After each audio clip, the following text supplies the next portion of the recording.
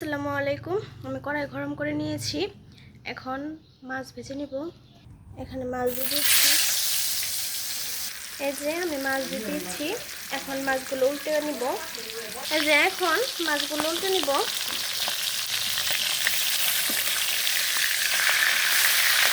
এই যে আমি একটু ভালোভাবে লাল লাল করে ভেজে নিচ্ছি। আজকে আমি রান্না করতেছি পাঙ্গাস মাছের ভুনা। আপনাদের ভাইয়ার অনেক পছন্দ। আপনাদের কার কার পছন্দ কমেন্ট করে জানাবেন। মাছগুলো ভাজা হয়ে গেছে, এখন মাছগুলো তুলে নিচ্ছি। এই যে এখন আমি এখানে রসুন, পেঁয়াজ, আদা সব কিছু ভেজে নিয়েছি, মরিচ। এখন আমি গুঁড়ো মশলাগুলো দিয়ে দেব। এখানে হলুদের গুঁড়ো, মরিচের গুঁড়ো আর ধনিয়ার গুঁড়ো দিয়ে দিয়েছি। এখন সব কিছু ভালোভাবে মিশিয়ে সামান্য একটু পানি দিয়ে দিব যাতে মশলাগুলো না পুড়ে যায়। আমি লবণ আগে অ্যাড করে দিয়েছিলাম।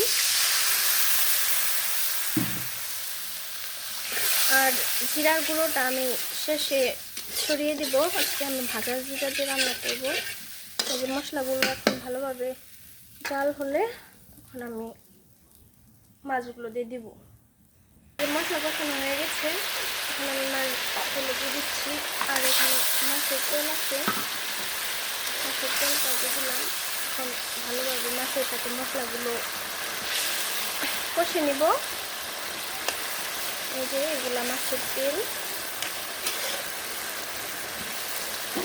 পাঙ্গাস মাছ আমি খাই না অবশ্য, তাও রান্না করতেছি।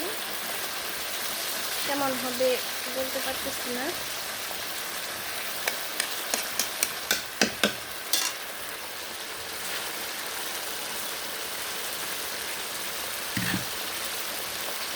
সামান্য আর একটু পানি দিয়ে দেবো।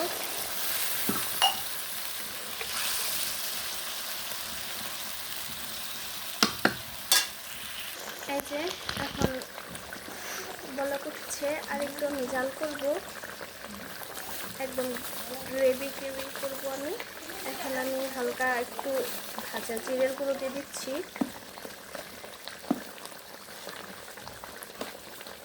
এই যে এখন আমি হালকা একটু উপর দিয়ে ভাজা জিরের গুঁড়ো দিয়ে দিলাম। এই দেখেন